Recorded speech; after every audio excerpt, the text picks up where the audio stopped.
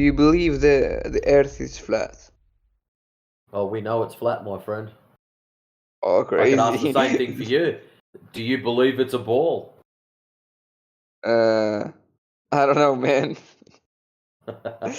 Now you're thinking about it. That's a Well, good start. well, you live in Earth. Why do you care if it's flat or a globe? Why do I care? Yeah. Well, you're in here also. Why do you care? Obviously, you must do. No, I don't really care. So why are you here then? You mean in Earth? In here, this channel. If you Oh, I don't was care, bored. I was so you're bored. bored. So Yeah. you don't care, but yet you're bored enough to go somewhere that you don't care about. Yes. That's interesting. Exactly. Very Look, interesting. man, I am in a college dorm and I have nothing to do. It's morning, so I got on Discord. I saw the room with too many people. I was like, what are they doing? So I joined. There you go. So you think you live on a ball. Why do you think that? Why do you think it's a sphere? What makes it a sphere for you? I was on a flight, and I think the Earth is a globe. So Maybe. I've been on flights before, and that doesn't give you any reason to think it's a globe. You just fly from point A to point B. I was once in a taxi. Therefore, Oh, the dear. Earth is flat. I thought you were going to go somewhere else with that. Well, I have another argument. Well, I live in a city with a beach, and when you look out the beach, you don't see a mountain, but on the left, on maybe how do I explain this? Look, there is a city on the east, and it has a big mountain in it. From my city, I cannot see the mountain until I get close. So why are you expecting to see the mountain? Because if the earth was flat, I would be able to see the mountain. How far do you think you can see normally, just on any given day?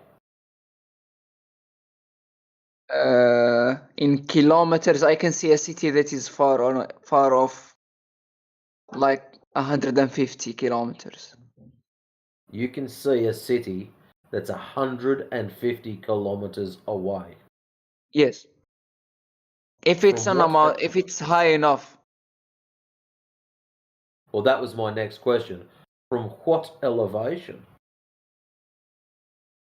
I didn't really ask about this, but I think it's just higher than my current city. Just higher than your current city. Yeah, it's 150 kilometers away. On a good day, I can see it. 150 kilometers away. So Yeah. you're not sure about how high your city is? No, I am not. It's sea level because, well, it has a beach. So let's go 100 meters.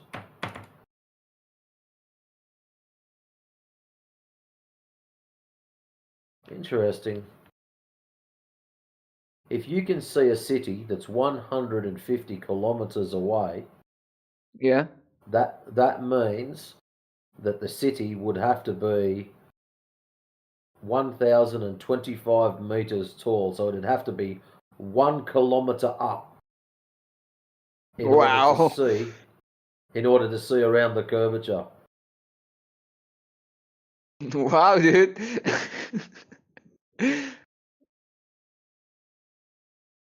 Wow. Interesting, dude. So that's based off 100 meters high. So I don't know what elevation you're looking from. So you're looking across the water and you see another city? Yeah, it's called Tipaza, I think. I live in Algeria. I can see it. So just to give you an idea, if we lower your viewing height down to 10 meters, okay, all of a sudden now the horizon should be at 11 kilometers and the city needs to be 1,509 meters tall in order for you to see it. So it has to be taller than that. Brother, I may have given incorrect information because I didn't really research about this. That's all right. It's easy to do. But just Yeah, so because you know, mm-hmm. to make it nice and easy for you, if you jump onto Google and type in Earth curve calculator, there's a whole heap of Earth curve calculators there. And what you can do is when you're out and about in the real world, you can go, oh, look, I can see, for example, your city. I can see this city, and I know how far away that is. And you can put that information into the Earth curve calculator. So, for example, if you're only 6 foot tall, you can say, I'm standing at the beach, I am 6 foot tall, so you can put in 6 foot tall, and I can see the city that's 10 kilometers away or 20 kilometers away, whatever the distance is. And it will tell you how tall that has to be. So you can work out for yourself how far or how high the city would have to be to see it. Actually, I will see how far the city I see, because I don't think it is actually 150 kilometers away. Maybe I am just wrong. Maybe a bit less. Let me see. I'm going to say 25. Just a wild guess. Measure distance. It is 13 miles away. Imperial miles 30.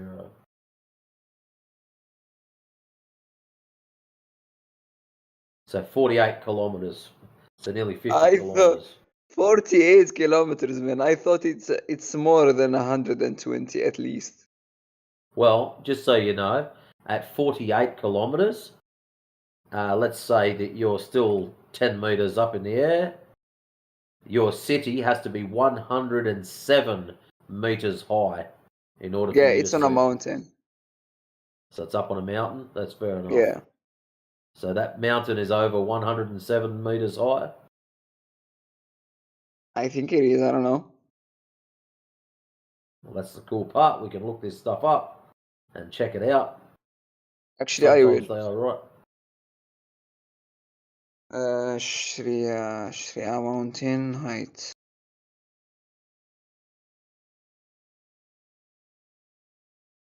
Sometimes you It can just Google is city directly and it'll give you the no way, elevation of man. that city. It's 1,540 meters. High. Yeah, the city is not on top, by the way. It's not on top. It's on the side. So the city is more than high enough for you to see it. Yeah, I It can has see to, it because it I has to am be on over sea level. 107. Yeah. So what we've done here is we haven't proved anything. Haven't proved flat, haven't proved curve. Okay. Do you know the Earth is flat? Yes, it's measured as How flat. how There's no can measured you curvature. prove it? Well, how about we start off with the physical properties of water? Wait. I have another question, please. Sorry. Why do you think people believe the Earth is the Earth is a globe? Why do they believe it? Is because that's what we were all taught at school. Why do they teach us in school that the Earth is a globe? That's a good question. Without understanding the motives and who is organized this or who has organized this, we will never know. The reasons for it, no one will ever know. Whether it was a practical joke, whether someone had some ill intention towards people, I do not know. Maybe it was just Do you have any misinformation. idea? Maybe Well, just we're told misinformation that- getting passed on. Don't know. Yeah, because Copernicus just interpreted his observations in a certain way, right? And that caught on, right? And then it was further developed by Kepler, and then others after him, right? Until we have the standard solar system model that we have today. But nobody sees that. Nobody's observed that ever. Like that's nobody. That's just a way to think about what you actually do see, right? You can imagine that if the Earth was a ball and it was going around the sun, and if you were really far away, and then they just show you cartoon pictures of that. Like there is no photos of the solar system, right? Absolutely none. There's no photos or video footage of the Earth orbiting the sun, right?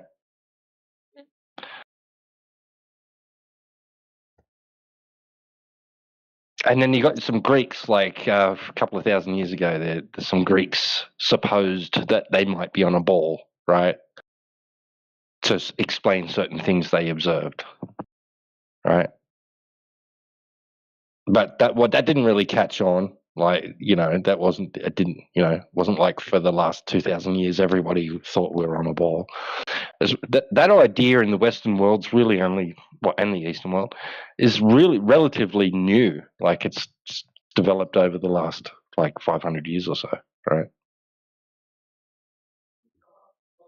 Become popular. I saw a video of someone hooking up a camera to a balloon and sending it in the air, and when it got far enough, you can see the Earth's curvature. I bet you can see it from the ground. I bet you if you go back to the beginning of the video and watch it, you see the same amount of curve just before they release it, or just not far from above the ground, as you do when it's at its peak. So the Earth is curved, not flat. No. Why would it be the same amount of curve from ground level as it is at its peak? Like I'm just guessing that if you watch the video footage, you'll see the same amount of curve from ground level before they release the balloon as you do when it gets to its peak. And if you watch it, right, if the field of view, right, the camera sort of pans down and then up, right, and the horizon goes above and below the center of the frame, you'll see convex, concave, flat, convex, concave, flat, right, because of the type of camera lens that they've used, like a GoPro. Actually, you are very correct, my friend. I am watching the video now, and it is curved from the second the camera goes up, and it's going flat and curved every second, fluctuating because of the camera FOV. Yes. Yeah, that's what happens with fisheye lenses or wide angle lenses like GoPros, and they distort horizontal lines, so that when it wanders below or above the center of the frame, it distorts it, gives it a curve. Do you have any idea what would be out there in the edges of this world if the Earth is in fact flat?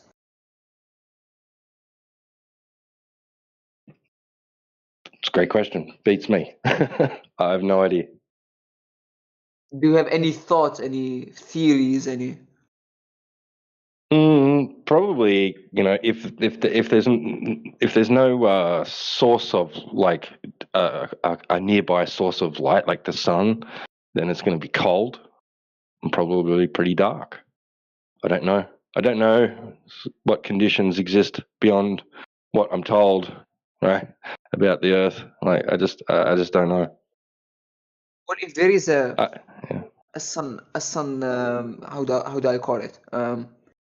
if the sun rises and then dips below the horizon, that means there is a source of heat in the edges, right?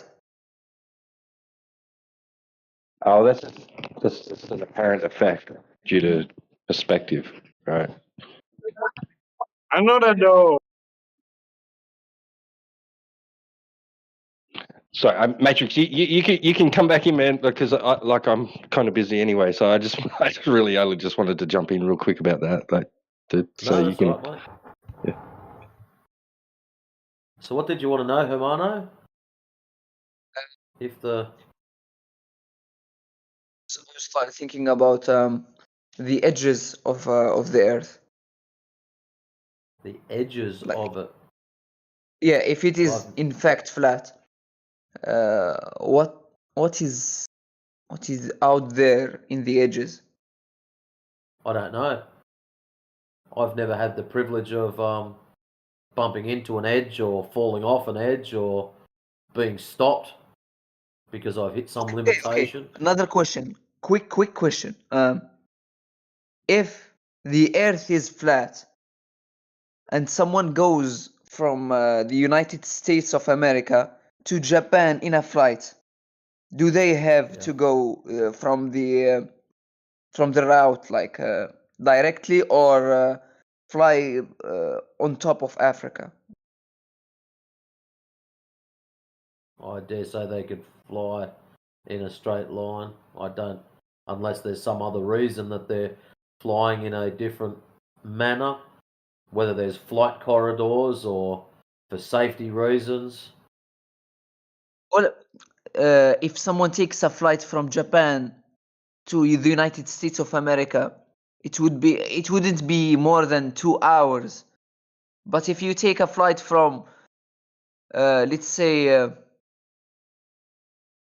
France to South Africa, it would take more, which seems to be a more distance. You get what I mean?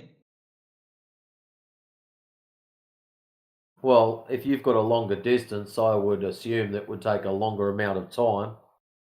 To me, that's pretty normal. So if the Earth is flat, shouldn't be there a more distance from the United States of America to Japan? Well, just because now that you see the ground as a different shape or a different description, if you've got point A to point B is longer than point A to point C, then point A to B will take more time to fly there. This has got nothing to do with what you witness on a map. Maps aren't the reality. Oh. So just because you change the map doesn't mean the ground has changed magically. So if point A to point B normally takes 2 hours to fly there, and point A to point C normally takes 1 hour, nothing's going to change just because someone's handed you a different shaped map. If the Earth is a globe, you can take a flight from America to Japan directly. But if it is... So hold on. So if the Earth is flat, you can take a flight from America to Japan directly. No. There are vice versa. If why it not? is a globe. Why not? If flat, why not? Look. So why not? If it's a what globe, magically changes? What magically changes if all of a sudden, if it's flat, what changes? If it's a globe, you can take from America to Japan directly. If it's flat, you will have to fly... no. So what changes? That's what I'm trying to say. You're saying globe, you do one thing. Flat, you do something else. I want to know what changes. I will explain. The language is not my best. Look, if it's a globe, you can take a flight from Japan to America directly on top of the sea without having to go through any other country. On top of the North Pacific Sea, ocean. If flat, the same. No, if it's flat, then you can't, because why not? Because there is no route. Why not? You won't go to the edge of the Earth. What edge? Are you thinking that the map that they used to show you at school was the edge? Oh, okay. I have just seen your profile picture. I get what you mean now. Bro, My do you know profile about picture doesn't Tortilla? mean anything. Okay. Nice argument, actually. Do you know about Tortilla? No? I So didn't all I hear heard you. was, do you know? Tortilla. Oh?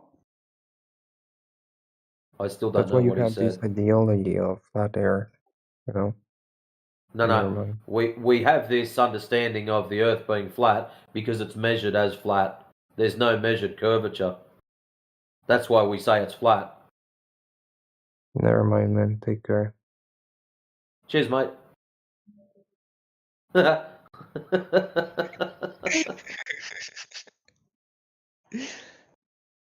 So yeah, it made me laugh, that one. I think he was another philosophy student. Easy win, yeah. So, do you personally think that the Earth is flat and the moon is a globe? Well, the Earth is measured as flat. So yes, I personally understand the Earth is flat. The moon, however, I don't know what the moon is. It's a light in the sky. You can use a telescope. I could use a ball of string too. It's still a light in the sky. How about other planets are the same? Yep, they just look a little bit smaller. They're still lights in the sky. What they are, don't know. I don't know how anyone would confirm what they are. But the planets, as you call them, from the olden day term planetus, meaning wandering star. So they are just Well, stars that have their own particular patterns. Well, if you zoom into the moon using a telescope today, you would see a side, and then you can wait another month and zoom in again. You will see another side of it. Doesn't that mean that the moon is in fact a globe and it is spinning? Not really. Doesn't really prove anything to me. With the I'm the not. f- the I'm not side really you are that seeing worried it what has the moon. changed. For some reason, a lot of people seem to be of the idea that because the moon is doing something or behaving in a particular way or looks like something, therefore the Earth is that also. No, the moon is not the Earth. It's up in the sky. I can look at that and it is definitely not the ground. So it's up in the sky. What it is, I do not know.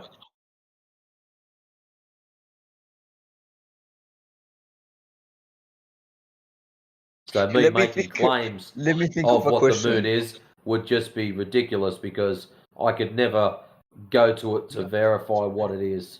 So you definitely think that footage from the space is in fact fake? Yeah. So, actually, yeah, me too. I think it's fake. You'd be surprised. A lot of people do. A lot of Globers actually will come in and say yes, they think the moon footage is fake. So we're not the only ones that do that. Some of us for different reasons, but yeah. How about satellites? Okay. What about satellites? They are launched in the air and you can see them at night in the space. Doesn't that mean that humans have the technology to launch a rocket into space? And okay, so let's go through this step by step. I've got my rocket, I've shot him up into space, and what does that do? The ground is still measured as flat. So Yeah, but like now I've got flat ground with a rocket in space.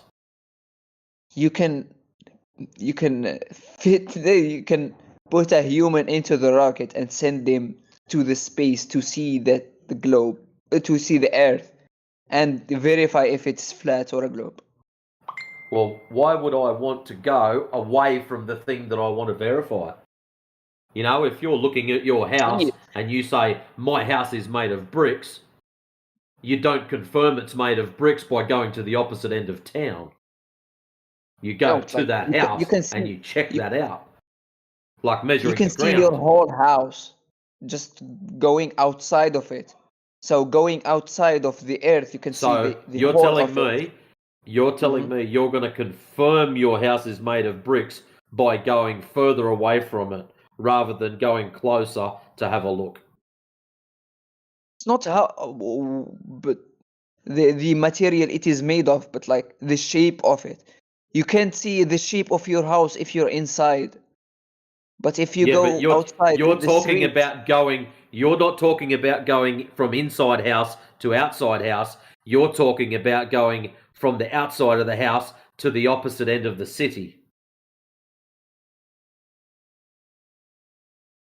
Still, if you launch someone in a rocket outside the Earth, so what we've got, this is the problem. The ground is measured as flat. There is no curvature. So you're telling me by putting someone in a rocket and flying them away from the ground, all of a sudden, it's going to have curvature. No, you can verify if it has a curvature. The globe will not change if you launch someone to space. Why can't we measure it at the ground level? Which has already been done. Well, why do we have to? Why go to space when we can do on ground? Well, the ground has mountains, has elevation changes, so can you really? Yep, over a large lake, large bodies of water. 20 miles across. Should be 270 feet of drop over distance, none measured. Do you have any theories, just thoughts on why do they advertise the idea of Earth being a globe? Why the lie? People lie for many reasons. Maybe it's not even a lie. Maybe it's just misinformation being passed on.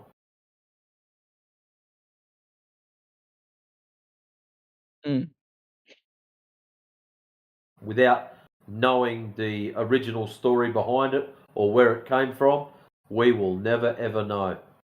Unless somebody comes in tomorrow and says, I'm a time traveler, I'm the one that caused this is the reason why I did it, we will never know.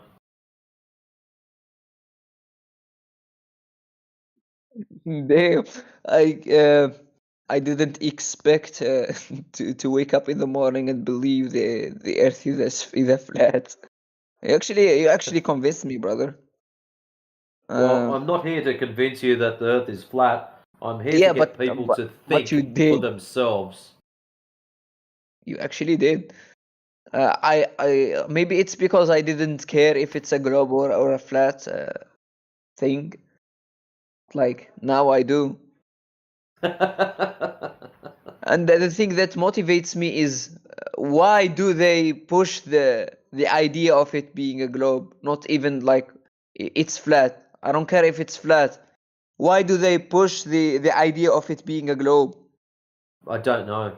I honestly don't know. That's what I want to know. Why people do that. People lie for all sorts of reasons. Whether it's for money, for power, maybe they're just sick and twisted in the head and they get off on it. I don't know. Everyone, you tell me, what's a reason why people lie? Why do people tell lies? Ego, money, power. Exactly. So, if NASA itself pushes a discovery that the Earth is flat, wouldn't they make more money because of the advertisement and stuff? Well, the issue is there comes other problems. If they turn around tomorrow and said, that's it, Earth's flat, there'd be a lot of other issues.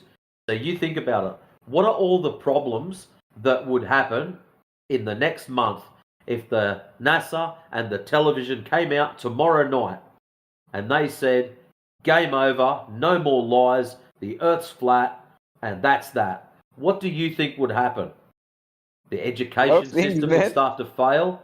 So you think of all the possible things. You're at university, yeah? Or at school? Yeah. Yeah, I study cybersecurity. So people's faith in the education system would run down. So they would not trust the education system anymore. NASA would just close tomorrow. Actually, yes. Yeah. No one would trust NASA because they've been lying for the last 40, 50 years. Yeah. People with all and anything that uses satellites, people would lose trust in. So Google Maps and all that, people would stop using them because all of a sudden, now they understand that it's all a lie. There's a whole heap of problems that would slowly come along because of this. So I'll ask you now, if you found out that, now that you know the Earth's flat, they came out on television and said it's flat, NASA said it's flat, would you catch a plane and fly somewhere? No. Why not? Because I don't believe anything anymore. Exactly. So there's a lot of industries that would get shut down very quickly just because of the truth being told. But the good part about it is eventually this system would right itself. It would correct itself. People would realize, and a few pilots would stand up and say, don't worry, the maps haven't changed. We still fly the same way. We take a compass bearing and then we fly in that direction. We will still fly along flight corridors. So nothing for pilots would change. From our perspective, yes. From their perspective, no. They'd still get in, they'd still throttle up, they'd still put their planes in the air, and they'd still go to wherever they go. NASA runs a live stream of Earth from space 24/7 on YouTube. I just saw it. So do you think? Okay, of course you think the live is fake, and I could agree with you if it's fake. If the Earth is flat, then I would agree with you. The live is fake. So do you think if like 100 people get together at night in an isolated area and shine a light to the sky, do you think you can see it from this live? No.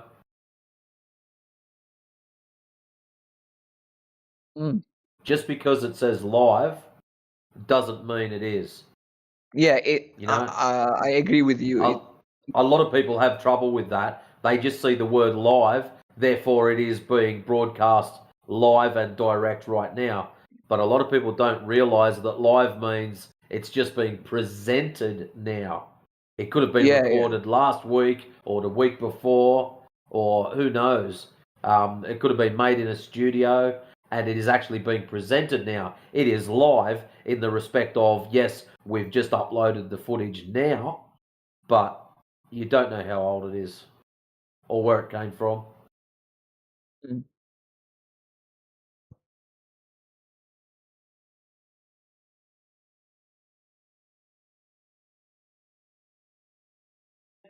It was actually just a theory, because I live in Algeria. It has a pretty huge desert.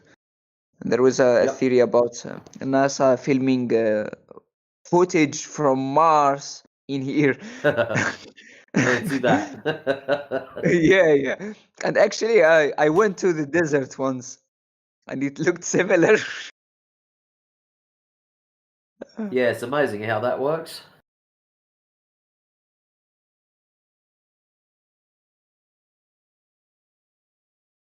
A nice gift this guy sent. Can you see it in the chat? With the big screen. Yeah, the Ball Earth Studio, man. Yeah. Okay, theory confirmed. Algeria is Mars.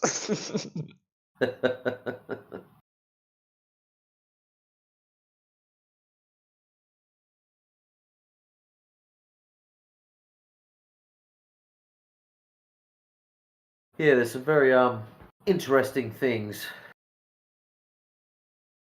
out and about. Any other things you think people lie about other than the Earth is being a globe?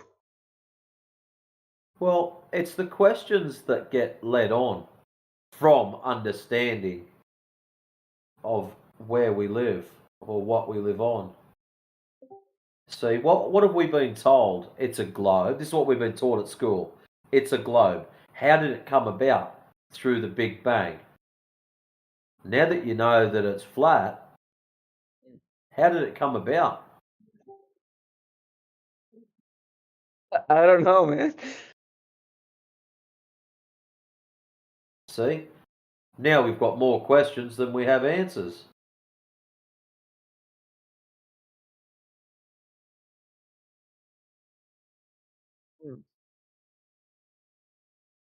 And that's all we want people to do. I'm hoping that you will actually go out to try to test for this curvature and check and see. So, not only, it's one thing for me to say, hey, it's flat, that's all well and good. But it'd be nice if you actually went out to validate this for yourself and check and see. Maybe Oh, I'm I telling will, dude. lies. I am intrigued now. I will. So is there a large lake anywhere near you? I'm not expecting there to be, but I didn't just hear you. I wondering. didn't hear you. Is there a large lake or a large body of water near you? The sea? Just the ocean, yeah. Because what you can The sea. do is Mm. what's called a mirror flash test. So you go to a large body of water, you put yourself on one side, your friends on the other side, and when I say large, I'm talking 16 kilometers, 20 kilometers, that kind of distance. So what happens is you stand on one side, you get a big mirror, and you reflect the sunlight over to the other side. And at 10 miles, there should be 66 foot of drop. So that Yes. means that they should not be able to see the reflection of the sunlight. Yes. So that's an easy, very cheap way. Nice, easy way to take your friends, some on one side of the lake, some on the other side, and maybe drink some beers, have fun, and do mirror flash and see how it goes. Hey, I don't have a boat. Did this experiment ever happened? And do you know the results? Oh yeah, there's other guys that use lasers. They don't worry about using mirrors to reflect sunlight. They use lasers and shoot them over large bodies of water. Actually, I'll get one for you and post it up the video.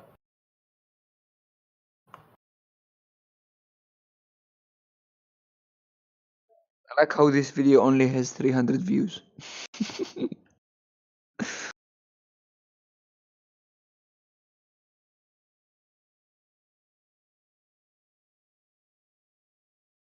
Yeah, it just shows how well hidden it is on the internet.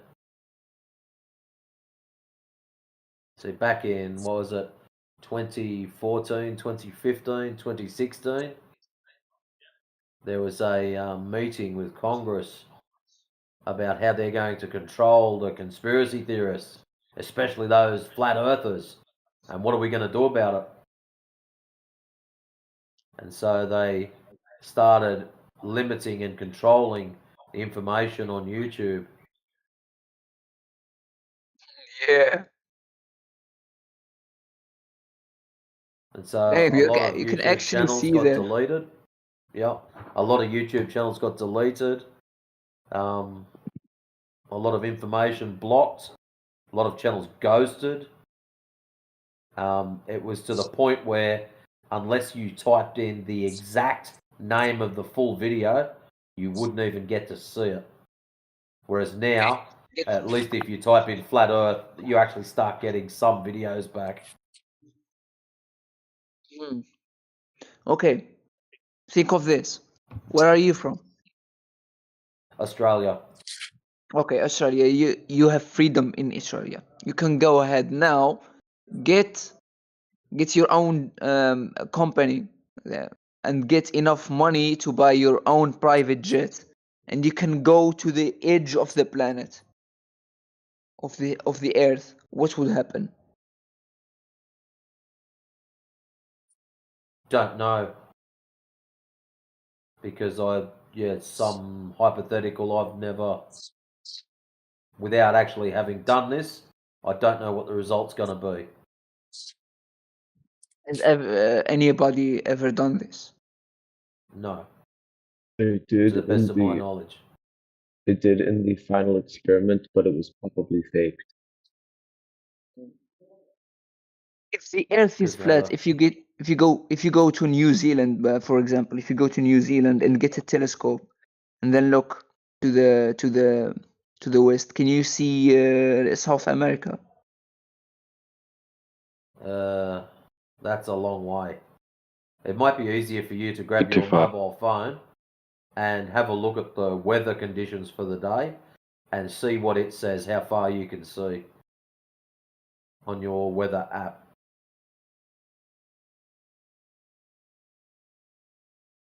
If it says you can see 20 kilometers and you're trying to see a couple of thousand kilometers, then I don't like your chances.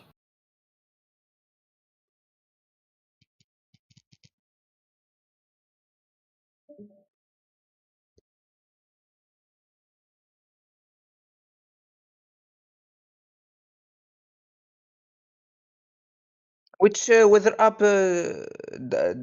provides this information exactly? Most weather apps on your phone, or if you're on your computer.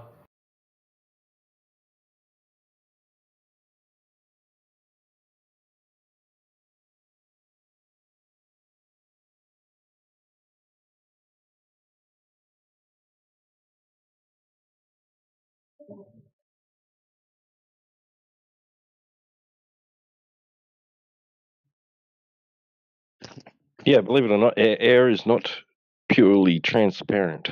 Like after enough of it, looking through enough of it, it begins to absorb, reflect, and scatter light.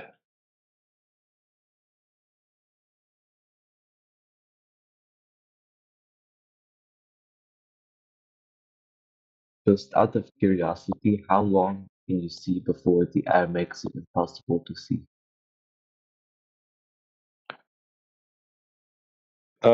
I don't understand like everything about it, but there's something called the Rayleigh atmospheric extinction coefficient. Coefficient of extinction, yeah, something like extinction Yeah, coefficient. yeah, which apparently that says it's around about 300 kilometers. Just Is it under 300 kilometers. Yep, 180 miles. Yeah, right. 186 miles, something like that. Yep. I guess it could also vary on how humid the air is and other factors. Yep. On perfect conditions, if everything is absolutely flawless, just under 300 kilometers at sea level.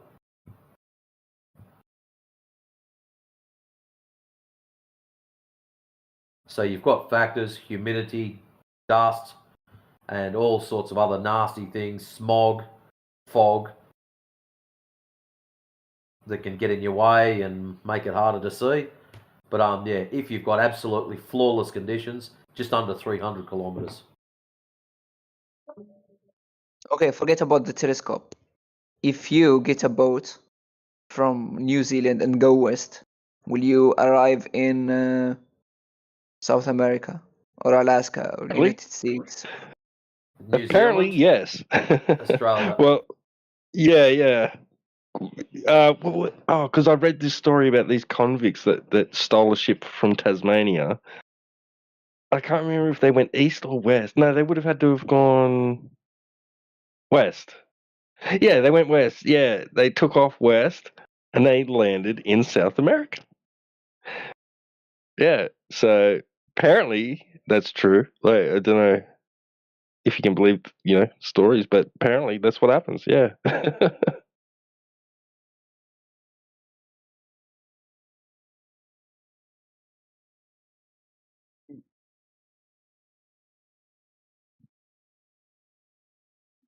I don't even know, like these convicts, right? So they hijacked this ship. I don't even know if they had any, like, you know, sailing, experience, like, maritime experience. Oh, I guess they had maritime experience, but I don't know how good they were at navigating and, reading maps and using compasses or sextants or anything like that. Like, this is like in the 1800s, I think. Early 1800s, yeah. This one convict that he was the ringleader, and he like gained all this confidence in his overseers, right? So they actually kind of made him like head convict, right? So he's like, yeah, beauty. He organized this crew and everything, but I don't know how well they were, like, whether they just winged it, like they were just like winging it and just went, we'll just go west, right? And hope for the best. Like, I don't know. Crazy story though. Like these guys ended up they somewhere in South America, this community that they basically gave them refuge, right? And the mayor of this town said, yeah, while ever I'm in charge, right, like, you guys are safe. And then he retired or died or something, and then the next guy took over and just handed them straight over to authorities, and they got sent back. Or something like that, anyway. Yeah. Crazy. Oof.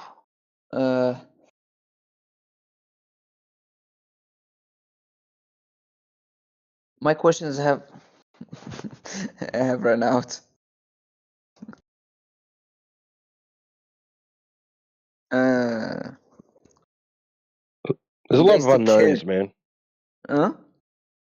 I was just saying there's a lot of unknowns, like, we're not going to be able to answer every question, like, basically we're just focused on, we can demonstrate that, over large bodies of water, like even small bodies of water, yeah, they look and measure flat. And then you get bigger and bigger, larger and larger bodies of water, and they still look and measure to be flat, right? We're just pointing out that if the surface of liquid is flat, then Earth can't be a ball the way they tell us, right? So, because they claim that the Earth's surface is covered in 71% water, and then they try and show us these cartoon pictures of a ball Earth with curving oceans, right? So we know that that's not true. It can't be true because we observe and measure the surface of water to be flat, and that's really our main focus. Like, how it looks from far away, where all the land masses are in relation to each other, and all that stuff. It's not really our focus, and it's kind of a big unknown. Like, how far can you go, and what's there, and like you were asking earlier about, like, what's out then, like what's out there, like what's at the edges. Like, we just, a lot of stuff we don't know because obviously people, they don't have those capabilities of answering those questions. We don't know.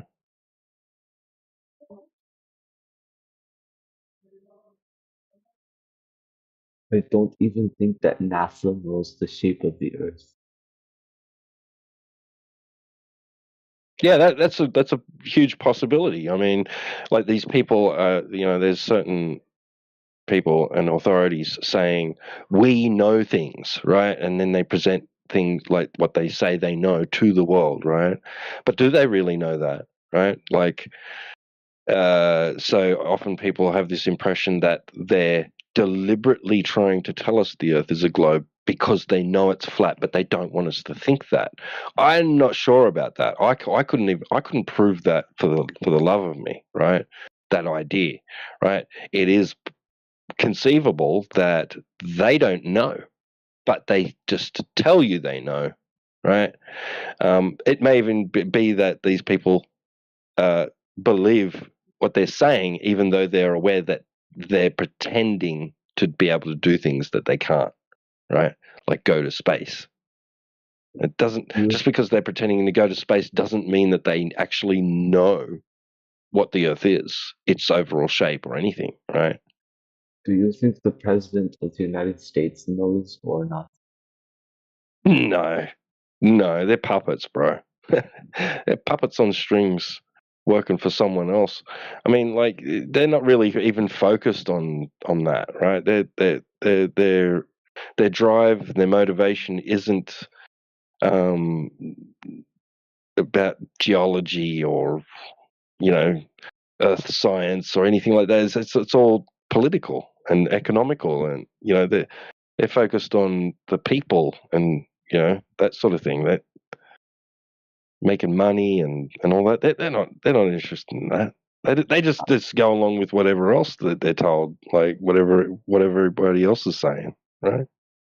In my opinion, I don't know much, but in my opinion, I think that the president does know because they decide who's the director of NASA, and they would have to pick somebody who's good at lying and keeping secrets.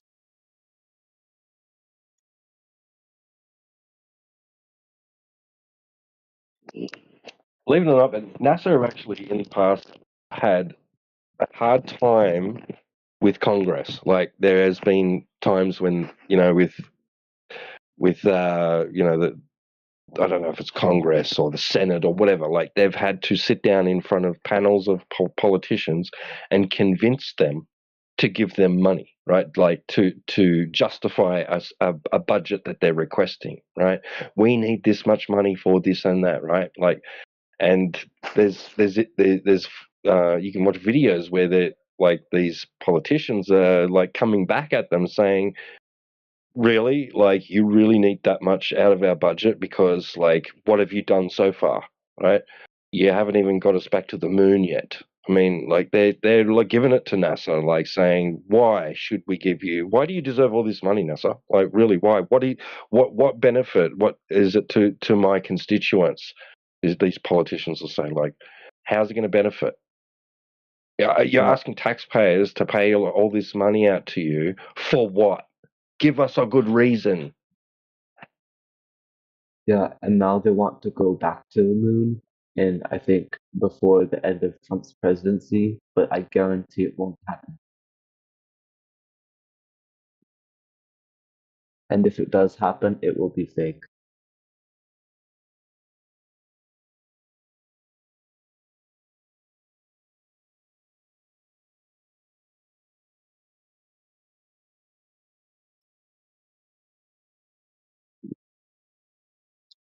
Also, I think Elon Musk is a big liar because he is sending up rockets, and what are they even doing? They put satellites in the sky, but we already have lots of satellites. We already have enough satellites. Why do you need?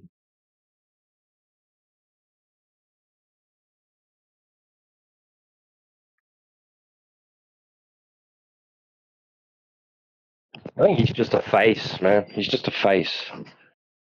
He's not. I don't think he's really anything special. You know.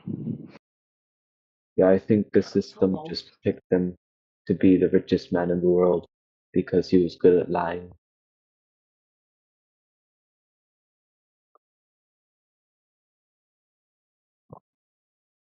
Yeah, often it, Sorry, go on, Raise. Go for it, man. Go. To add on the Elon thing, there was the book written in, I'm going to get the date wrong, I want to say 1974, in which there was a man called Elon who would take everybody to Mars. And I do think Elon is quite literally a plant. I don't think the guy who openly talks about wanting to put literal chips inside of your head is the savior some people believe him to be. He's just a character.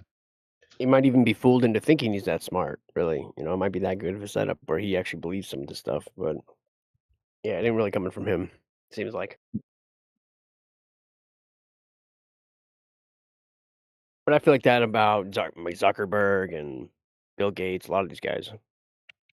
Where do you think the rockets go when they shoot up into the sky? Do they stay up there or do they come back down? Where do they go?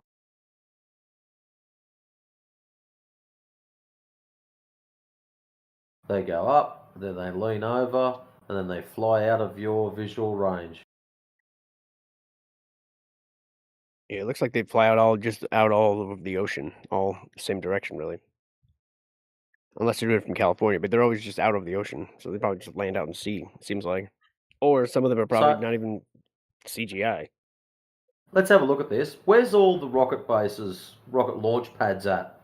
So you've got... They're just Florida and California. I think they did one out of Texas last time I looked. So, Florida, do any of the rockets go up and go to the west, or do they all go up and east?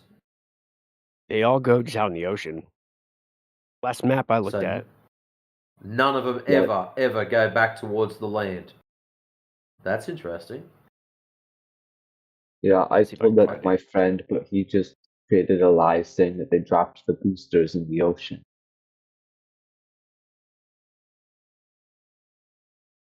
There's ways to spin that particular point for sure, because they could say, well, we're not going to do it over land, because then if there's a failure, it could land on people. Well, what I'm looking at, Raised, I'm not worried about the land thing. I'm going to go with the alleged Earth rotation. Now, if they're launching them from the east coast of the United States and they're flying in a particular direction due to Earth rotation, that means the ones on the west coast getting launched should also be going in the same direction. So one of them has to be flying over land.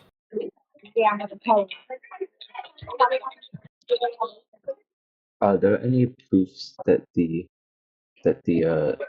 SpaceX stuff is fake that I could show my friend I'm trying to convince that the Earth is flat?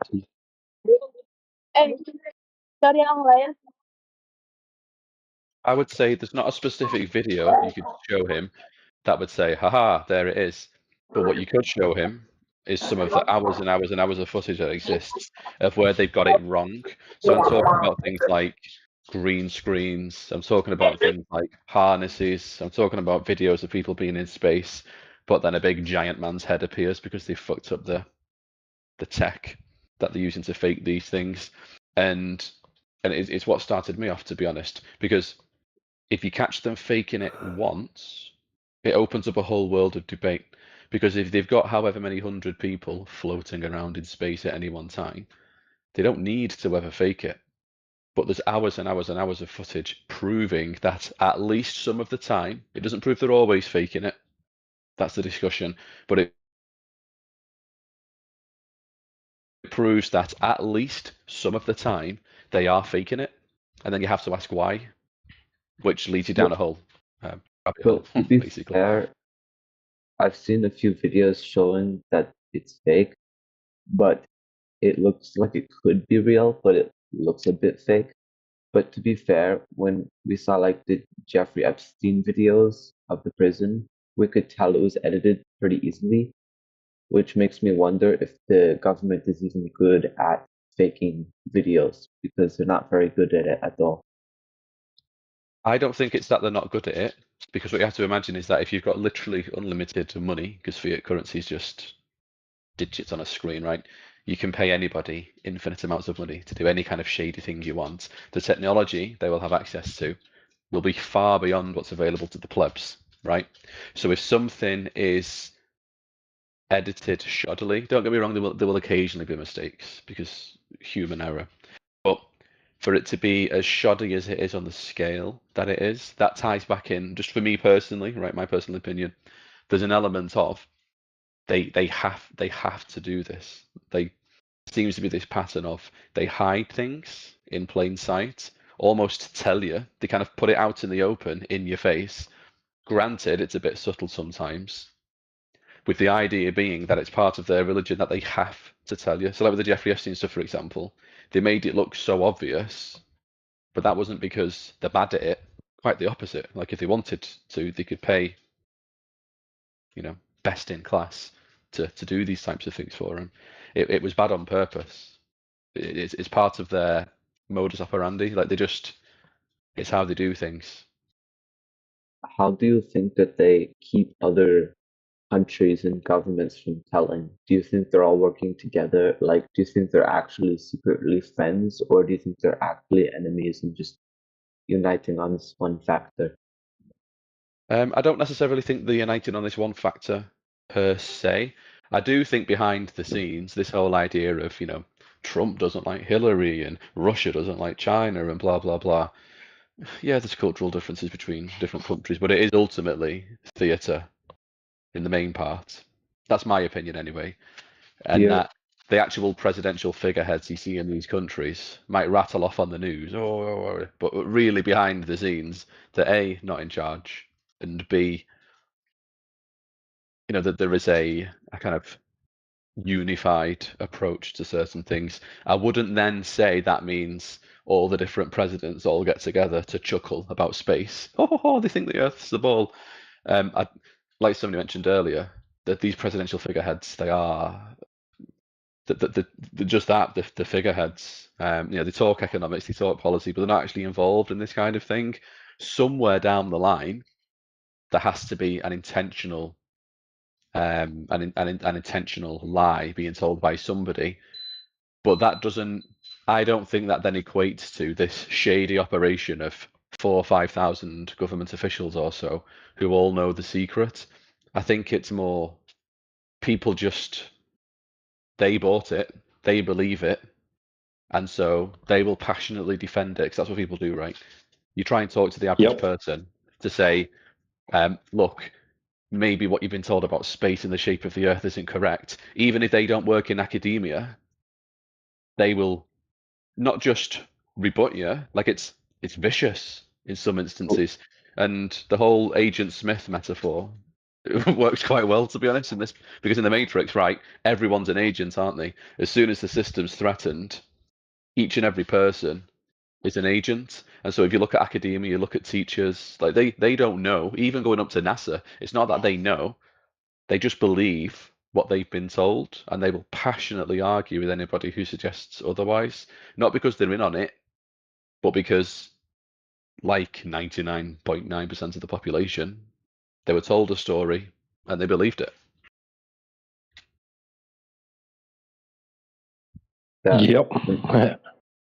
Whenever I learn anything, I always just take it as false until I can verify it. Like, I heard this conspiracy the other day that Finland doesn't exist, and so now I'm thinking about going to Finland for a vacation to see if it's real or not. Oh, I've heard that. That's crazy. Yeah.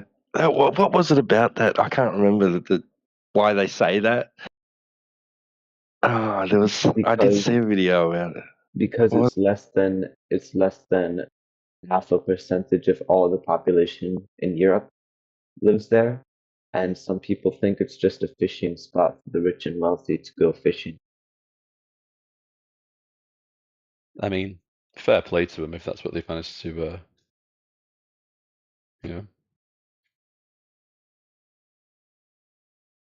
But there are some conspiracy theories that I think that they just try to say to make us look dumb, like how birds are robots and they sit on power lines to charge, I think they just say that to make conspiracy Yeah, theories. it's what they call poison the well. But the thing is even within some of the most ridiculous conspiracy theory, there tends to be kind of sprinklings of truth. Even take this topic, right? Mainly what people here are trying to put forward is not to present a model of the universe, a shape of the universe. Ultimately, all anybody here is going to say with any real conviction is that the heliocentric model you were taught in school is a lie. And they can be, pretty confident when they say that. But then sprawling out of that, oh, well, what about the ice wall? What about the end of space? What about the flat pizza disc that flies upwards at 9.7 miles an hour? And they throw out all of these just ridiculous notions surrounding the topic so that when the average person looks into it for the first time, they're not met with, well, get yourself a P900, here's an Earth curve calculator, find a body of water. They're not met with that. What they're met with is the Flat Earth Society. What they're met with is ice walls and dragons, Game of Thrones, bro. And it's classic poison the well 101. And that happens with every, I think with every topic. What's that saying? You receive the most flack when you're over the target. My friend said that he will become a flat earther if we have a better model than they do. He said that he would rather believe in something than nothing. What should I tell to him about that? The so irony. He just believes in a model. He doesn't believe in reality. That's cool. Let him go. Well, Yeah, he that's says crazy. that the model should line up with reality, and Well, the round Earth I bet model you lines up with he couldn't reality. even show you the model if you asked him. Ask him. Like you say, what Yep, what model? I did. I asked someone in the DC, and they told me to say that, and I said, "Can you show me a model?" And then he pulled up a star tracker, and then he pulled up Google Earth, and he pulled up a bunch of different resources. So Google and Earth is not a model. How many models is that? I thought he was just going to show you the one, the model. He said he's got a bunch of different ones. I should show you. He asked me to show him what model I should that he should provide to me. So I had to tell him that he doesn't have a model, so he can't show me anything. How about elevation profiles? Why do they use flat Earth models if it's a globe? You should ask him that. Could it be that if we're trying to measure elevation, if we curved the elevation on an elevation scale, then it would mess it up? Yeah, not necessarily. I mean, like, you should ask him. Like, okay, so why does NASA use flat Earth models? Why do biologists use flat Earth models? Like that, people studying like bird migration or other animal migration.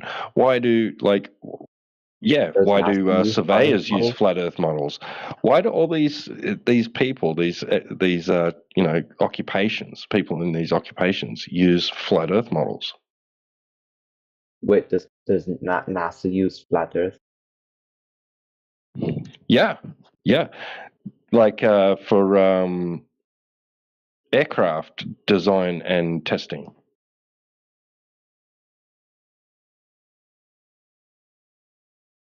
Isn't it in the manuals that they should treat the Earth as stationary as non-rotating? Yeah, like if we were really on a floating ball, the Earth is spinning so fast, you would have to go a lot faster one way than the other way. And it doesn't make any sense to do that because you'd constantly have to tip your plane down so that you fit with the Earth's curve, and you would have to fly faster to keep up with the Earth moving.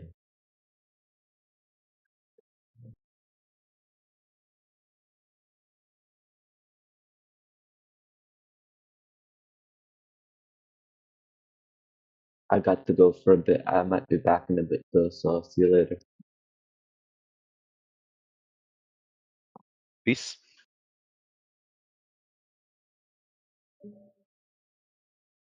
blessed day today, boys. I've got my coffee. I've got my chicken in the oven. It's a good day to be me. Nice. I was just looking for that list of all the links to the PDF files of NASA where they mention using flat Earth models, flat and stationary Earth models, flat non-rotating Earth models. But anyway, it's on the home server somewhere. I thought I had it saved on my phone somewhere, but I don't. People can take any one of those things and they can say, yeah, but they treat it like that, but that doesn't mean. And in isolation, you'd be like, well, yeah, okay, that's fair.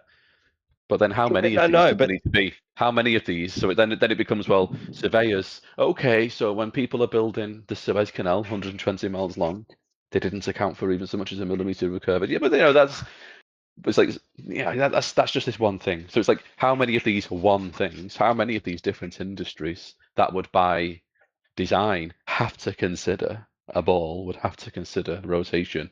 How many of these separate industries have to say, we don't know any of that before people go, right, all right, fair enough. Like how many just ones does there need to be before now you've got 27? And can you say it's just 27? Right, but it's not even like necessarily like saying, well, like here's flat Earth model, so it's so the Earth must be flat. They demand a model from us. You can turn around and say, well, okay, here's some that your own side uses. I mean, like, what do they say to that? I mean, they're saying how great this globe model, this supposed globe model is. Where's your flat Earth model? And say, well, here's one that your own side uses. Why are they using the flat Earth model? If your globe model's so great, why are they using flat Earth ones? Yeah, sure. Yeah, post them in the side chat, man. Yeah, feel free. I mean, when they say model, what they mean is here's a cartoon of the planets and the sun, and it is a cartoon by definition. It's not a model. It's just here's. I can't. Oh, I'm sorry. I was just gonna say, yeah, just here's a cartoon basically. There's my model. Have a good day. Hey, I can't post them in the side chat for some reason. I can do like a DM or whatever. I don't think I have that ability. But yeah, DM to me if you like. Yeah, thanks, man. Yeah, cheers.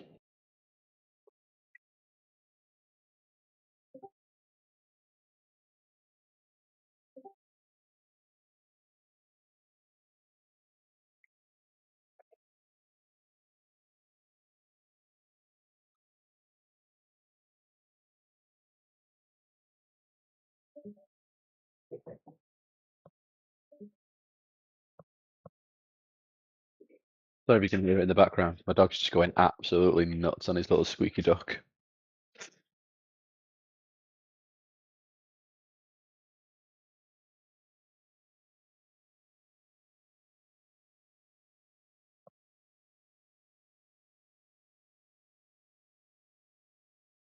All right, I'm not sure if they're the ones you're looking for, but I sent you the ones that I had right here.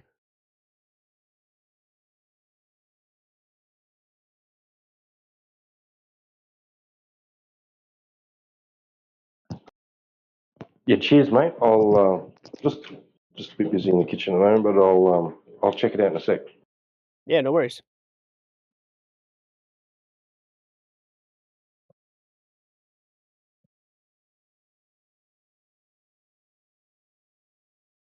I do find stuff like that interesting. Even when I was still fairly confident this whole thing was just ridiculous and nobody of sound mind should be entertaining it. Some of the railway things stuck in my head. So like working out, for example, trains from Manchester to London, London to Manchester. A journey I've made many times. And you work out, so how much curvature would they need to account for? What kind of elevation difference would there need to be between Birmingham and Manchester, Birmingham and London, kind of central point between the two? And then just thinking to yourself, well, how on earth, considering when these railway lines were laid as well, so how on earth did they account for this so-called curvature? Because if they did, there will be something in there talking about it, right? There will be talking about the process of how they did it. It would be well documented, and how they account for these things as they're laying down, hundreds of miles of railway tracks. And then there's just nothing. And not only is there's nothing, there's quotes from prominent surveyors in surveying publications saying, yeah, we don't account for the curvature of the Earth. We just don't. And you think, well, what do you mean you just don't, when you consider how much curvature there would have to be between these two distances? You can't just not. It would be like trying to build a house on top of the surface of the ocean. And when people say, well, how do you account for the fact that you're trying to put bricks on top of water when you're building this house? Oh, we just don't. Like, it's not something you could just not do.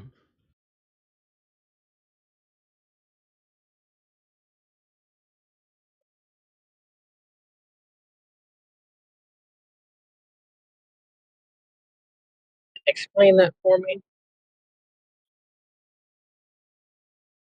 So when you take the curvature calculator, let's just have a look. So we go Manchester to London in miles. So Manchester to London in miles is 200 miles. And we do the curvature calculator, right? So we go 200 miles. Let me get my calculator right rather than trying to do it on the... So it's 8 inches per mile squared, isn't it? Like how much curvature there would need to be. Now that does eventually become a parabola, but for the first 1,000 or so miles, it's accurate, and you're good to go with that. So you go 200 times 200 times 8, and that gives you inches. So if we want feet, we divide it by 12. So what you're left with then is, between these two distances, let me just make sure I've got this right actually, because that number seems absolutely ridiculous and even worse than I originally would have thought it to be. So we square the mile, 200 times 200. Then we do 8 inches times the square of the mile, which gives us 320,000 inches. We'll divide it by 13 to turn that into feet.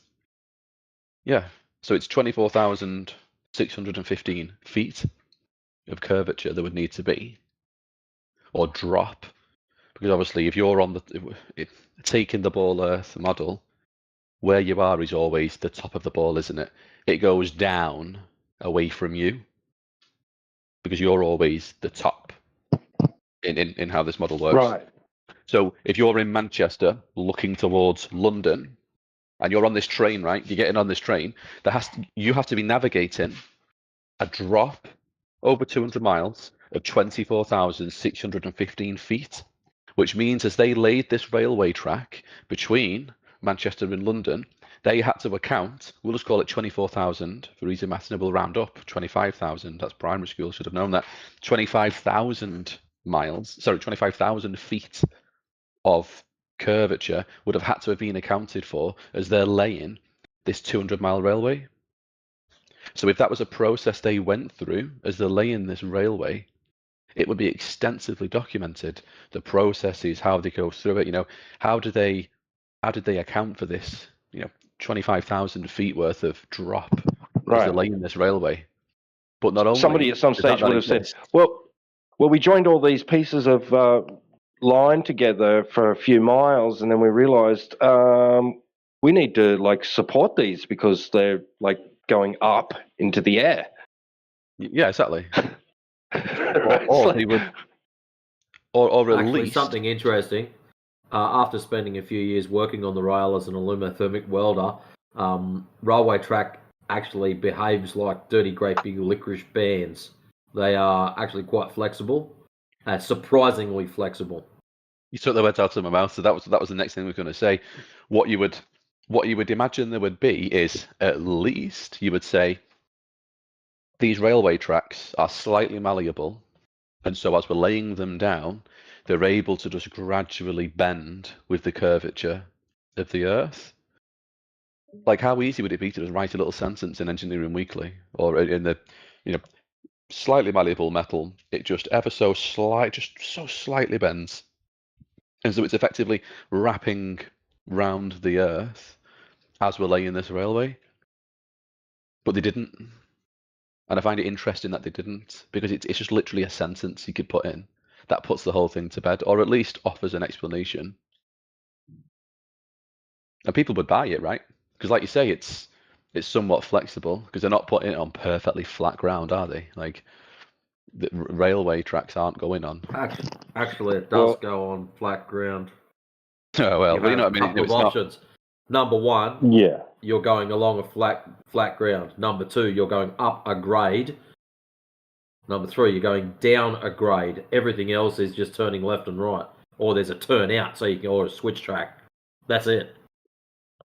So there's actually a clause in some old parliamentary documentation from Great Britain, excuse me, stating that that it's basically a law that for large railway projects, a horizontal datum must be used that remains the same throughout the entire project,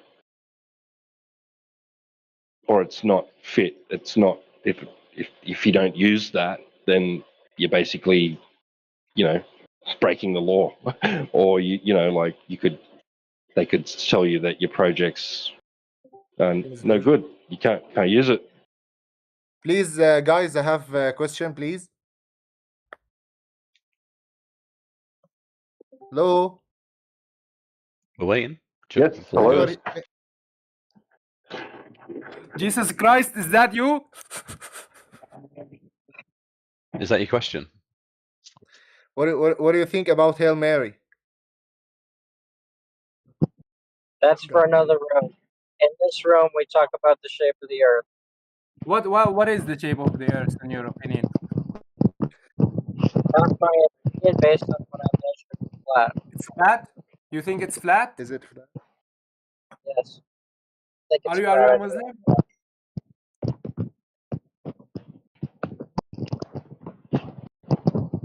Are you a Muslim?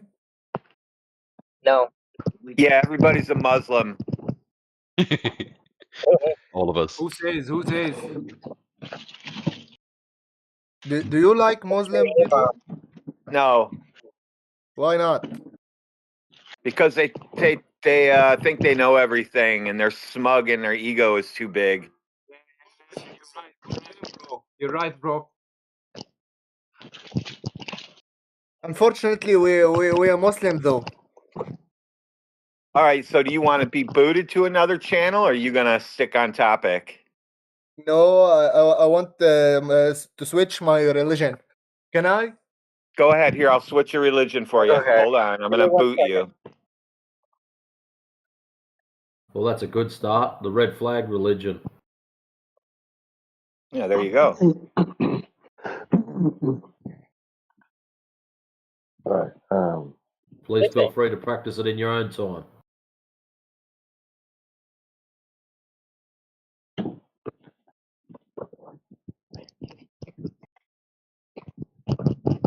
Back to railroad tracks.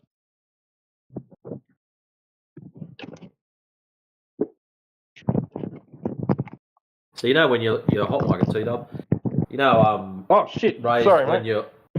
it just sounds like you've got your phone in your pocket rustling around. Yeah, sorry, I didn't. I meant to. Didn't realize I didn't. Have you ever seen the rail plans or drawings? They're very similar to elevation profile drawings.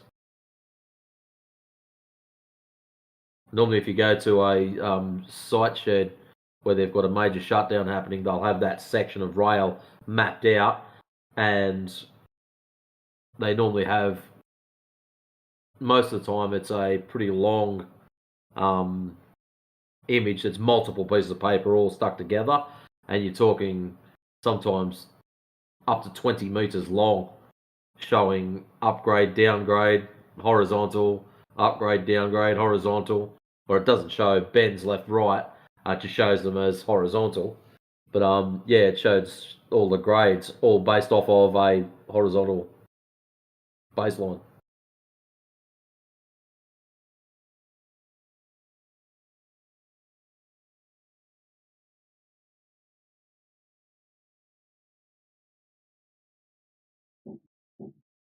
I found the thing I was around. looking for. It was a quote by, it was in an Earth review, and it's talking about this exact topic. Basically, W. Winkler says, as an engineer of many years standing, I saw that this absurd allowance is only permitted in school books. No engineer would dream of allowing anything of the kind. I projected many miles of railways and many more of canals, and the allowance has not been thought of, much less allowed for. This allowance for curvature means that it is 8 inches for the first mile of a canal, and increasing at the ratio by the square of the distance in miles. Thus, a small navigable canal for boats, say 30 miles long, will have, by the above rule, an allowance of curvature of 600 feet. Think of that, and then please credit engineers as not being quite such fools. Nothing of the sort is allowed. We no more think of allowing 600 feet for a line of 30 miles of railway or canal than of wasting our time trying to square the circle. Ouch.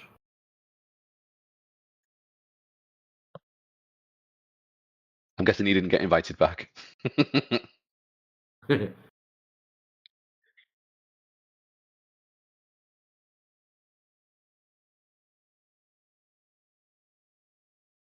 said that was from the Flat Earth Review, right?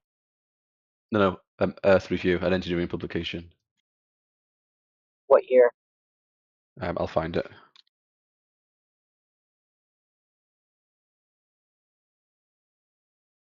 Because in the early 1900s, late 1800s, there was a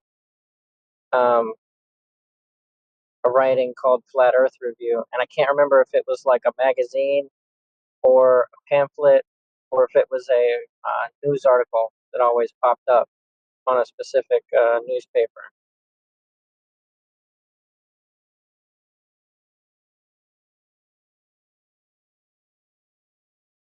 I think I've read vaguely what you're talking about. It had a bit of a resurgence at one point, before kind of getting buried again, and then had another resurgence. In answer to your earlier question, though, it was October 1893. 1893. Hot dog.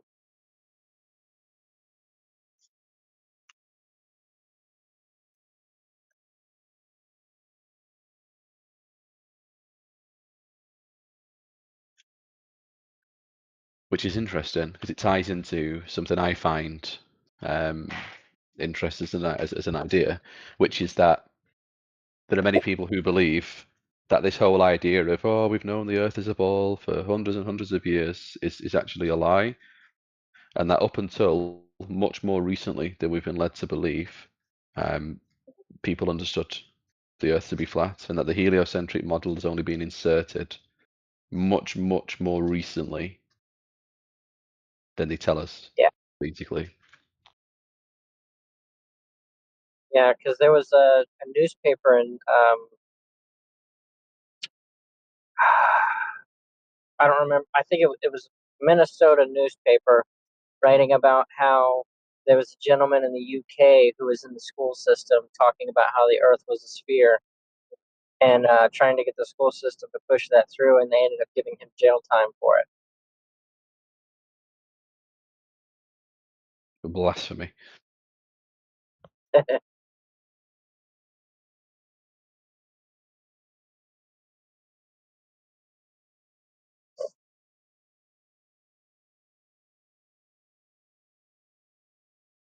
It always amazes me how people will, don't you know, and in 1920s, no, in 1432 or whatever thing, near enough 1,000 years ago, but they'll say it with such conviction and such confidence, like this couldn't possibly be a story they were told in school, and they say with such conviction, like this thing they learned about in school that happened in, 1327 or whatever else it is. It's just some complete and total undeniable truth. And then they say it with a conviction, like they were there to see it themselves, and it couldn't possibly be challenged.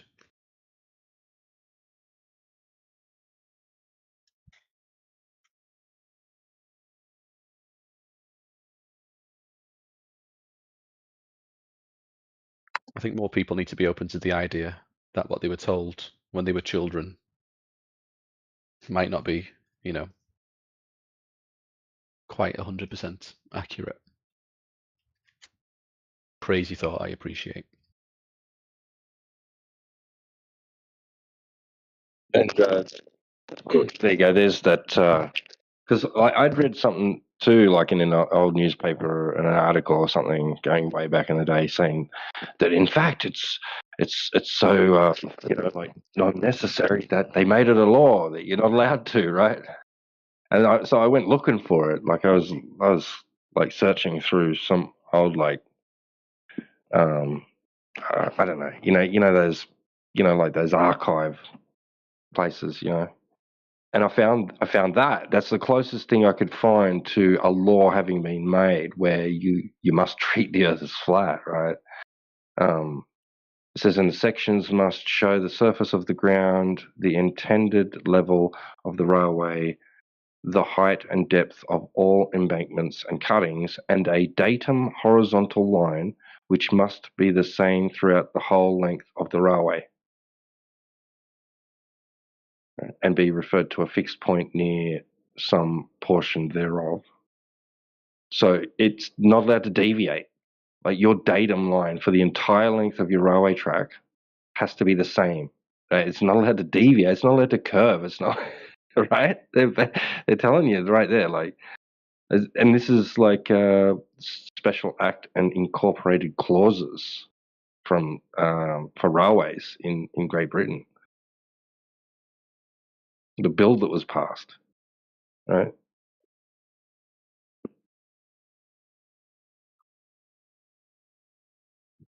And we have NASA papers stating that they treat the Earth as stationary, non-rotating, and a plane. Oh my.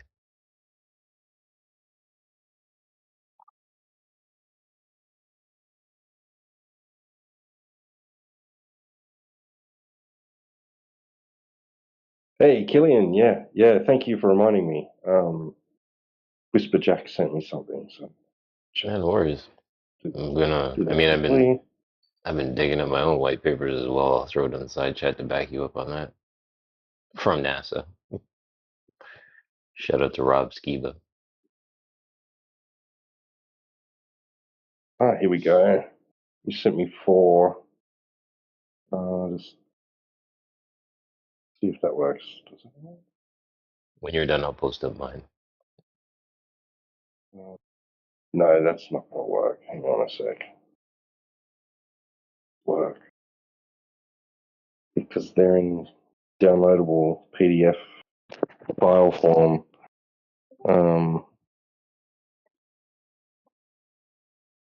I can't just do one at a time. Oh, damn, I can't. I have to download them.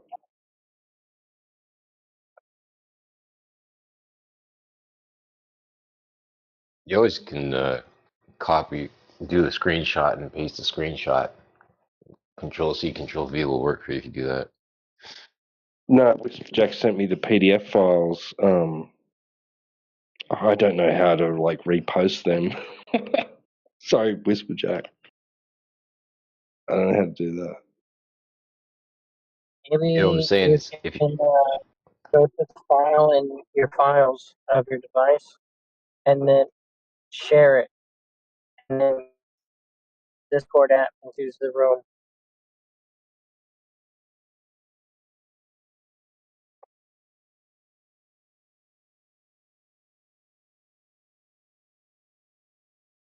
I mean, it's all good. I'll try and figure it out later. I'm busy at the moment. I'm throwing the white papers from NASA in the chat.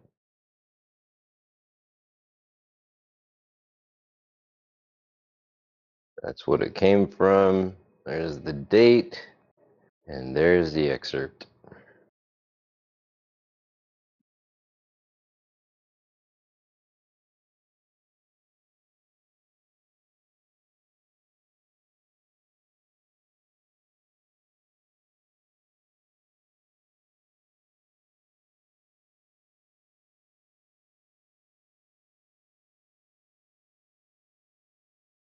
I remember being in lobby at the home server, and someone was like, "I want a peer-reviewed paper."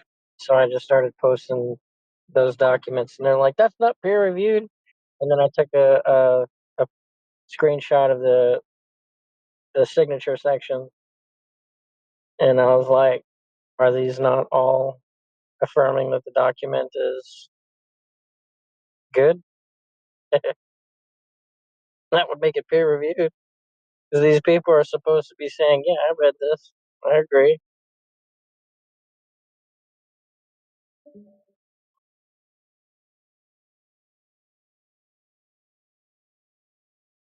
Nicely done.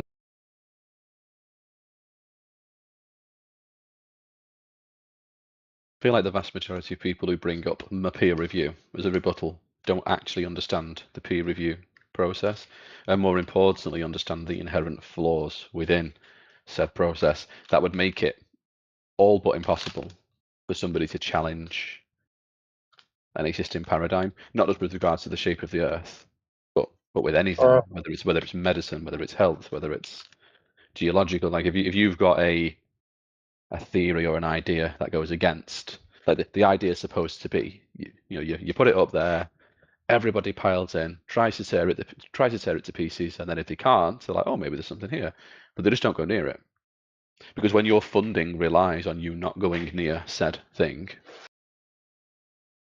well, lo and behold, people don't go near it.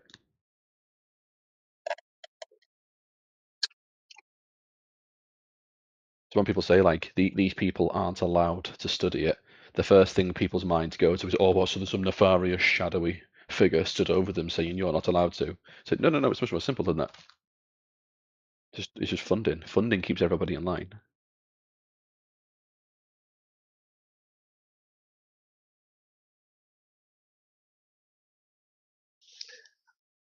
Question for you guys. Have you looked into the distances that microwave frequencies can broadcast to?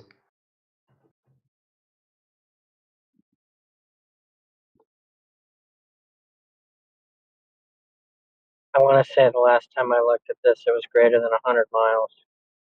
Oh, it's 160 miles. That's the world's record. It's like over 200 kilometers. And the thing about microwave frequencies is that they require line of sight. So with that, that's one thing that literally disproves a curvy Earth. Oh my. Thanks for responding, brother. Appreciate that. I hope all is well tactical. It's going good. They took me off night shift, put me on day shift, so I'm struggling. Snap.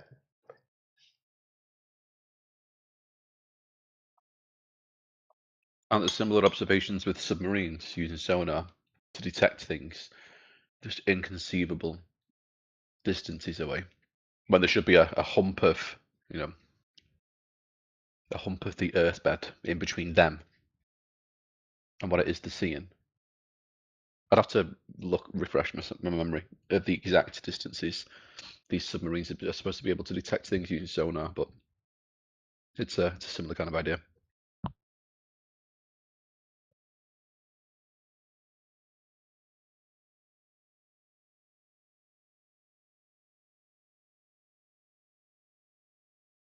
Yeah, isn't it crazy? Like, just even though there's a plaque dedicated to the first wireless,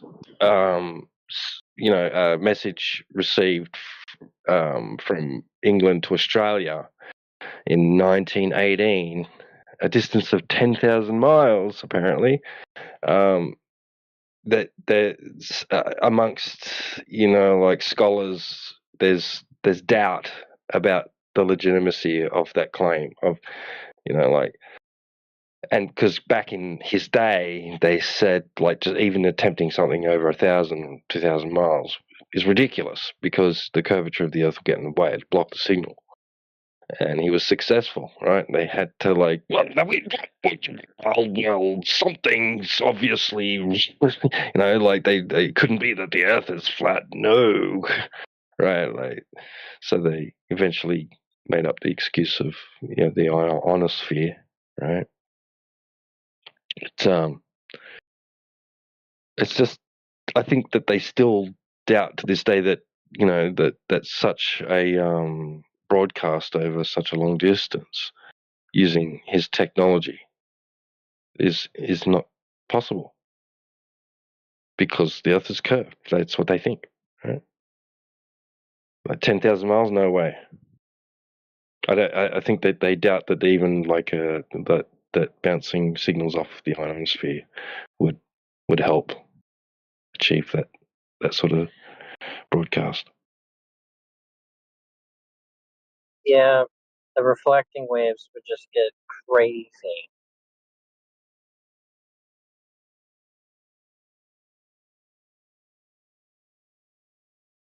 I don't know why they don't just like say, yeah, the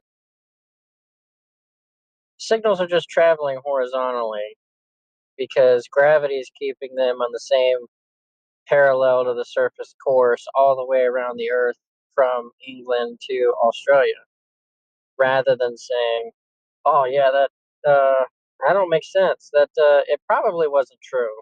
Probably didn't happen," and just destroy the greatest real event in human history. LOL.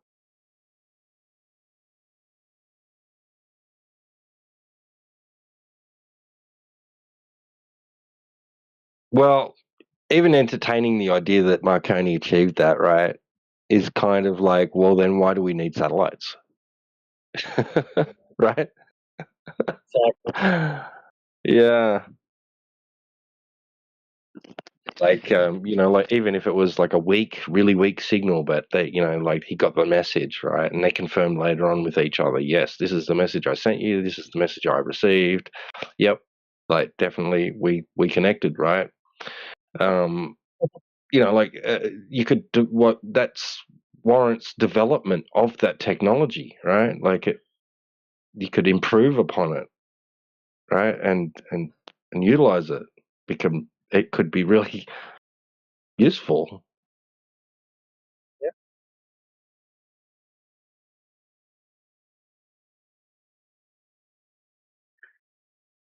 Paradigm shifting technology like that though never really gets to do its thing though, does it? And I know it's slightly off topic, but I always remember the guy who he claimed to have invented a motorbike engine that could run on water. And his last words as he lay dying in a restaurant were, "They poisoned me. They poisoned me." True story, by the way.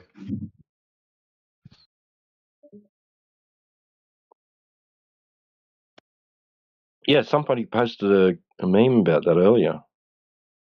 Yeah. There we go. I wasn't actually here for that, but that's just fortuitous. Now, Yeah, whether or not he had an engine that could run on water remains to be seen. But it's well documented that he was poisoned. I'm sure it's just a coincidence.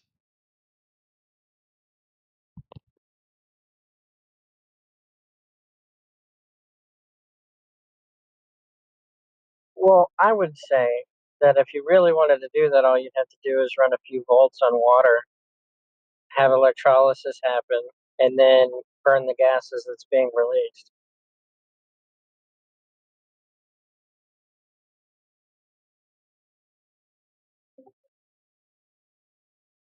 Just don't go to Nando's anytime soon, yeah?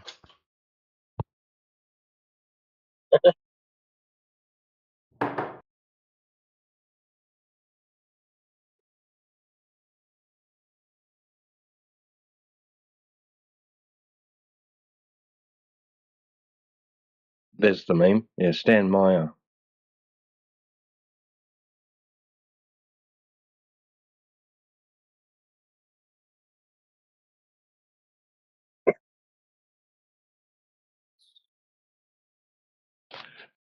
And you know what? Like the $1 billion that, like, let's say that that's true, right? They offered him $1 billion. If he turned it down, it probably wasn't because of any moral, right? Like incentive or anything like that. Like he probably was. They probably said to him, "Here's $1 billion, and you keep your mouth shut forever." right? And he was like, no way. Like, I want the credit for this. Like, that, here's your $1 billion. That gives us all rights. You get no recognition whatsoever, right? Like, and he was probably like, bullshit. It was probably a pride thing. It was probably like, bullshit, I don't care about your $1 billion. Like, this is if it's true that they did that happened, that they offered him $1 billion offer, right? They offered him $1 billion for his ideas or his The deal would have invention. been slightly more specific. It would have been, here's $1 billion, we own it. But it wouldn't have been, here's $1 billion, we own it, and then we're going to usher in this new age of Right. the end of dependency on so-called dinosaur use, fossil fuels. It was, here's $1 billion, we're going to bury this, and you never speak of it ever again. Right. Exactly. Like, and you'll make no entire more. governments. You won't. Yeah. You tinker in the imagine the garage fallout. all you like, right? But not outside of it. Like, imagine the fallout if that actually happened. Like, the worldwide crash out domino effect that would happen if it turned out oil was now as valuable as tap water.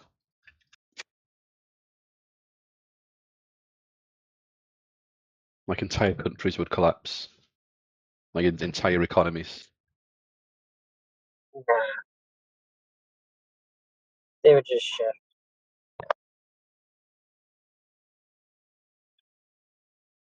I think within a month of that happening, it'd make Mad Max look like the Teletubbies.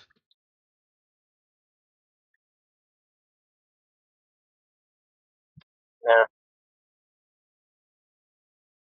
Whether or not he actually invented that technology remains to be seen. But in my mind, it stands to reason that if somebody did genuinely invent something like that, it's not just probable that they'd be silenced one way or the other.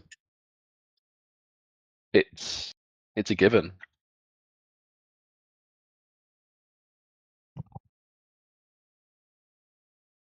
I think I read years ago that the inspiration came from him watching a hydraulic drill shut down. That even after there was nothing else, like nothing fueling it, it just kept going for a little while after everything had, after its fuel source had been cut off, and that sort of like he was like, oh, how's that work? Like, and it inspired him to look into it more and exploit that, whatever was going on, right, with the drill after it had been powered down.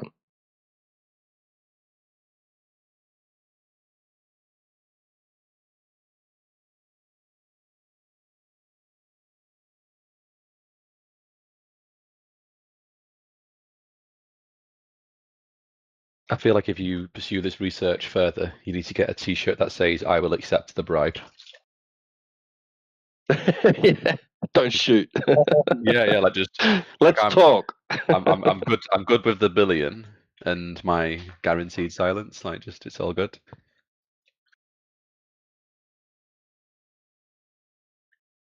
I have an idea that's worth the money.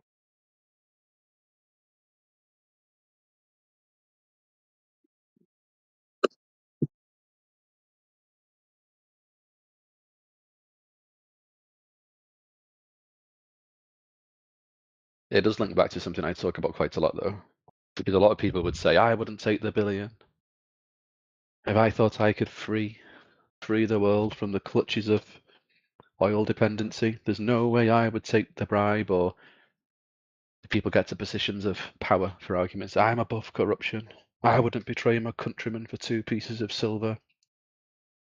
But it's really easy to say that when you're not the one in the room with the briefcase in front of you.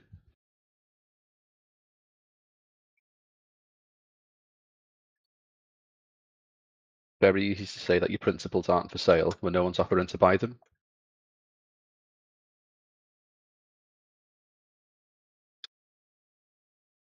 Like if somebody said, "I will pay you, $1 billion,"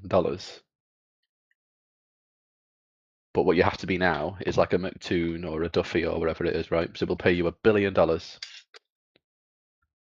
financial security for you and the next 300 generations of your family tree, right? And all you have to do is make a YouTube video every other week talking about how dumb and how stupid flat earthers are.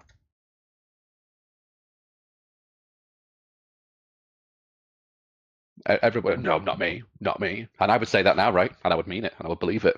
But then I imagine it's very, very different. And the guy's in front of you, right? With the metaphorical briefcase, because obviously no one carries around briefcases of money anymore. Otherwise, it's a James Bond film. But yeah, in front of you, $1 billion, $300 million, I mean, whatever it is, right? Life-changing sums of money. I think most people would take the money.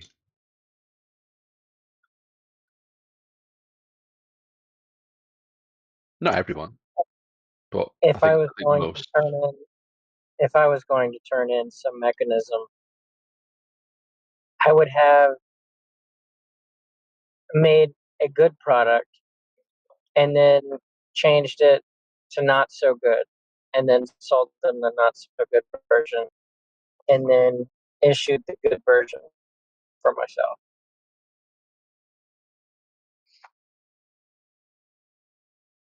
It's like you want to get poisoned in a McDonald's. I'm only saying McDonald's. I don't actually imagine you eat at McDonald's, but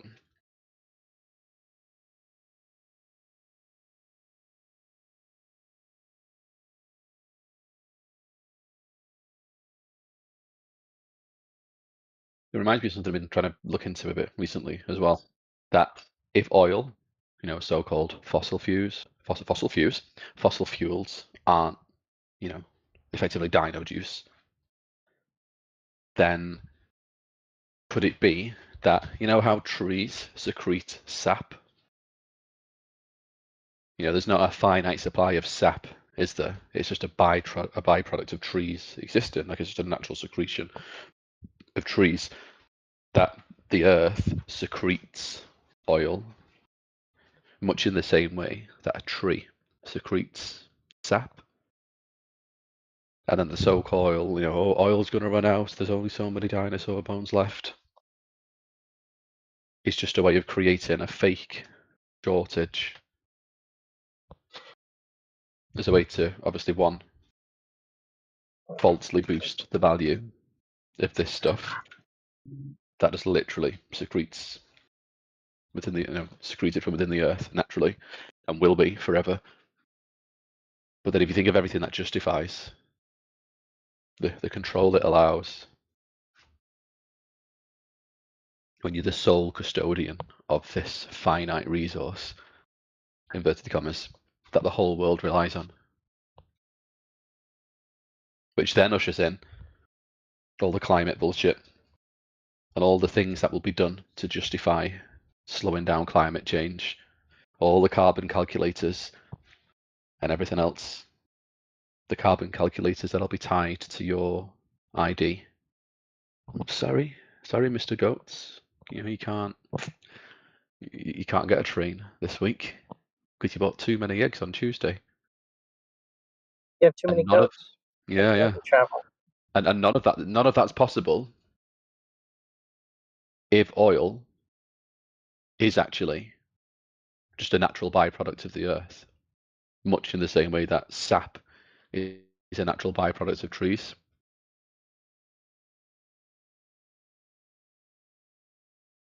The whole narrative falls apart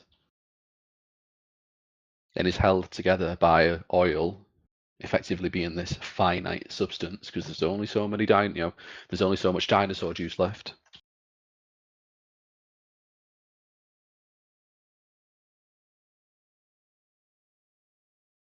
Just an idea I've been kicking around in my head anyway. If they lie about literally everything else, then I don't think it's such a crazy idea that maybe they lied about that too. And it kind of rings true for me as well.